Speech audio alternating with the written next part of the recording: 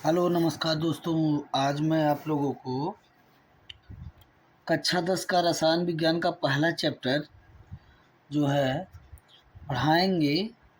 इसमें आपको जो है अनुत्क्रमणीय अपक्रिया पढ़ाएंगे। तो देखना इसमें जो है अनुत्क्रमणीय अपक्रिया किसे कहते हैं। अनुत्क्रमणीय अपक्रिया किसे कहते हैं? तो देखिए, वे अपक्रिया जो केवल एक ही दिशा में संपन्न हो सकती है, जो केवल एक ही दिशा में संपन्न हो सकती है, अनुत्क्रमणीय अपक्रिया कहलाती है। क्या कहलाती है? जो केवल एक ही दिशा में संपन्न हो सके, क्या कहलाती है? अनुत्क्रमणीय अपक्रिया कहलाती है।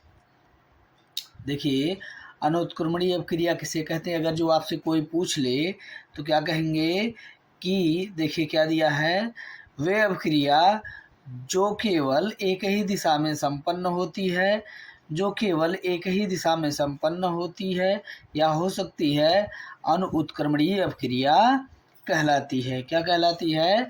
अनुत्क्रमणीय अपक्रिया कहलाती है। जैसे इसके एग्जाम्पल देखते हैं, देखेंगे एग्जाम्पल जैसे दिया है, दे दिया जाए Na, यहाँ दिया जाए Na, ठीक, और प्लस 2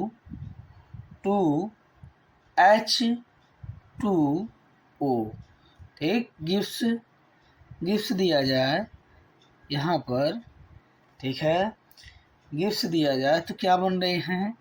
अगर जो देखिए यहाँ से इसको हम कर सकते हैं NaOH,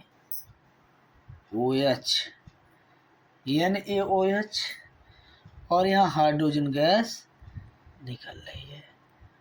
तो इस प्रकार की अपक्रिया को क्या कहेंगे? क्या कहेंगे? इस प्रकार की अपक्रिया को क्या कहेंगे कि ये अनुत्क्रमणीय अपक्रिया है। कैसी अपक्रिया है? अनुत्क्रमणीय अपक्रिया है, क्योंकि यह एक ही दिशा में संपन्न हो रही है। ये देखिए, एक ही दिशा में कैसे पता करेंगे संपन्न हो रही है? तीर का निशान यह एक ही दिशा में होता है, तीर का निशान एक ही दिशा में होता है। देखिए एरो लगा है इस तरह, तो ये जो है एक ही दिशा में संपन्न हो रही है। तो वे अपक्रिया जो केवल एक ही दिशा में संपन्न होती हैं उन्हें क्या कहते हैं? अनुत्क्रमणीय अपक्रिया कहते हैं। या संपन्न हो सकती हैं उन्हें क्या कहते हैं? अनुत्क्रमणीय अपक्रिया कहते हैं। अब देखेंगे ये समीकरण संतुलित है कि नहीं। सोडियम कितना हो गया? 1 यहाँ है, यहाँ भी 1 है। हाइड्रोजन यहाँ कितना है? यहाँ 1 और यहाँ 2, यहाँ 2 है, यहाँ 1 है। तो मिलकर कितने हो रहे हैं? ये मिलकर 3 हो रहे हैं। तो यहाँ 4 है, तो यहाँ 2 से गुणा करा दो, तो 2 से गुणा करा देंगे तो यहाँ भी 4 हो जाएंगे। सोडियम में भी 2 से गुणा करा देंगे। ये समीकरण आपका संतुलित हो गया। और एग्जाम्पल देखते हैं, जैसे दिया है NaCl के साथ सिल्वर नाइट्रेट Ag, ठीक है, NO3, ये अपक्रिया करवा देंगे तो हमें देखिए क्या मिल रहा है। अब Ag क्या है? ये धनायन रखता है। सिल्वर क्या रखता है? यह एक धनायन रखता है, क्लोरीन एक ऋणायन रखता है। तो क्या हो जाएगा? AgCl। क्या होगा? AgCl। और देखिए ये धनायन के स्थान पे लग जा रहा है, और धनायन ऋणायन के साथ जुड़ जा रहा है। तो देखिए क्या बन जाएगा यहाँ, Na क्या बन गए? NO3, ठीक है, NaNO3। तो ये कैसी अपक्रिया है? तीर के सामने एक ही दिशा में संपन्न हो रही है। इस अपक्रिया को क्या कहेंगे? अनुत्क्रमणीय अपक्रिया कहेंगे। चलिए अगला एग्जाम्पल देखते हैं। जैसे दिया है, आप लोगों को दे दिया जाए, यहाँ लिखेंगे PCl5 ले लो, PCl5 गिव्स, इसके हम लिख सकते हैं PCl3 प्लस Cl2। तो यह जो है एक ऐसी अपक्रिया है यह एक ही दिशा में संपन्न हो रही है। किस दिशा में? यह तीर के सामने जो हो रहा है, यह जो है इसे क्या कहते हैं? उत्पाद है। क्या है? उत्पाद। यह एक ही दिशा में संपन्न हो रही है, इसका मतलब यह है कि यह कौन सी अपक्रिया है? अनु उत्क्रमणीय अपक्रिया है। अगले पे चलते हैं, उत्क्रमणीय अपक्रिया पढ़ेंगे। कौन सी अपक्रिया? उत्क्रमणीय अपक्रिया। तो देखेंगे वे अपक्रियाएं जो समान परिस्थितियों में दोनों दिशाओं में चल सकती हैं क्या कहलाती हैं?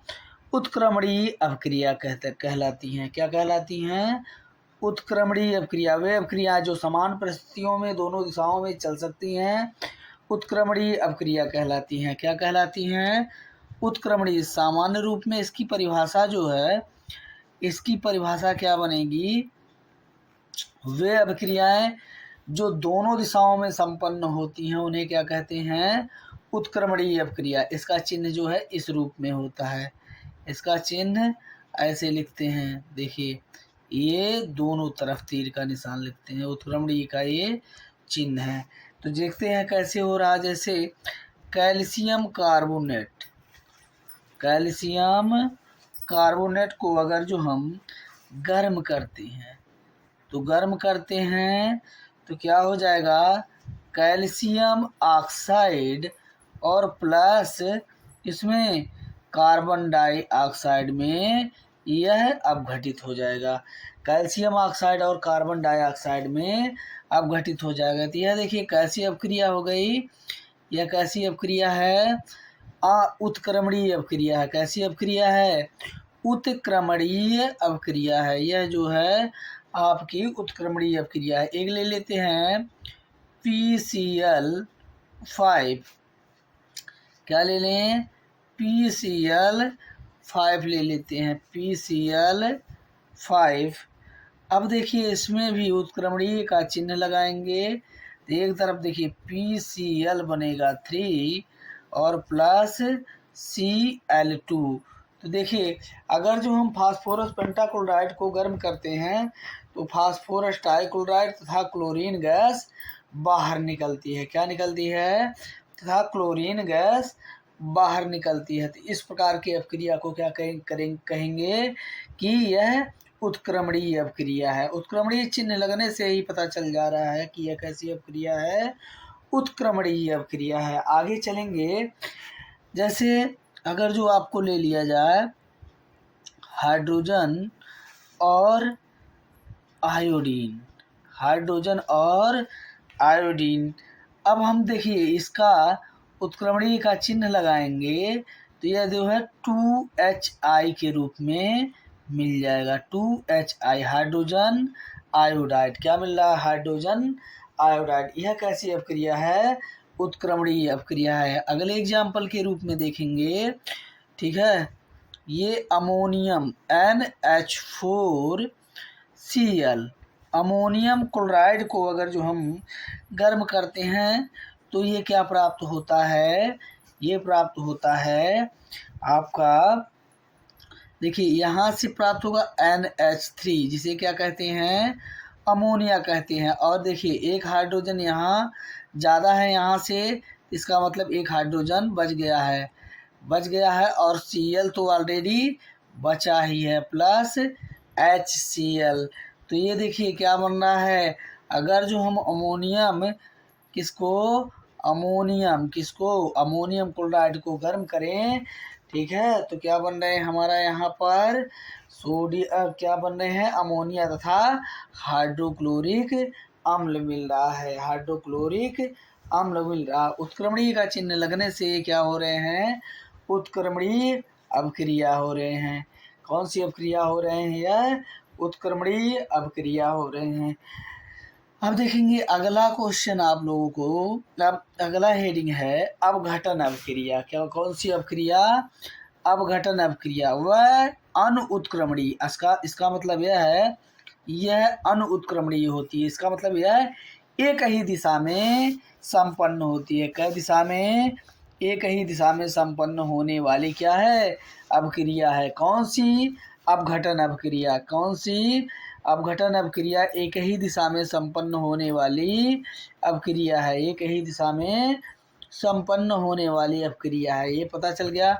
तो वह है अनुत्क्रमणीय अपक्रिया, वह है अनुत्क्रमणीय अपक्रिया, वह अनुत्क्रमणीय अपक्रिया जिसमें किसी पदार्थ के अणु दो या दो से अधिक सरल अणुओं में विभाजित हो जाते हैं अपघटन अपक्रिया कहलाती हैं। जैसे अगर जो हम कैल्शियम कार्बोनेट को CaCO3 गिब्स किसमें तोड़ दे रहे हैं, कैल्शियम ऑक्साइड प्लस, ठीक है, कार्बन डाइऑक्साइड, किसमें, कार्बन डाइऑक्साइड। तो ये देखिए दो भागों में टूट रहे हैं, कौन सी अपक्रिया हो गई, अपघटन अपक्रिया हो गई। कौन सी अपक्रिया हो गई, अपघटन अपक्रिया हो गई। लेकिन यह कौन सी, अनुत्क्रमणीय भी है। कौन सी अपक्रिया है, अनुत्क्रमणीय है। कौन सी अपक्रिया है, अनुत्क्रमणीय। देखिए इसमें वियोजन होगा, वियोजन जो होता है वह भी सेम इसी तरह परिभाषा होता है उसका भी, किसका, वियोजन का भी इसी तरह परिभाषा होता है सेम, लेकिन वह अपक्रिया क्या होती है, उत्क्रमणीय होती है वियोजन वाली। तो फिर देखेंगे, ये देखिए अगर जो हम किसको, जल को क्या करें, H2O मान लेते हैं, जल के दो अणु को ले लें, दो अणु को ले लेते हैं, जल के दो अणु को, ठीक है, H2O, इसको लेकर हम क्या नाम है, इस पर विद्युत प्रवाह कर दें। क्या प्रवाह कर दें, विद्युत का प्रवाह कर दें, विद्युत का।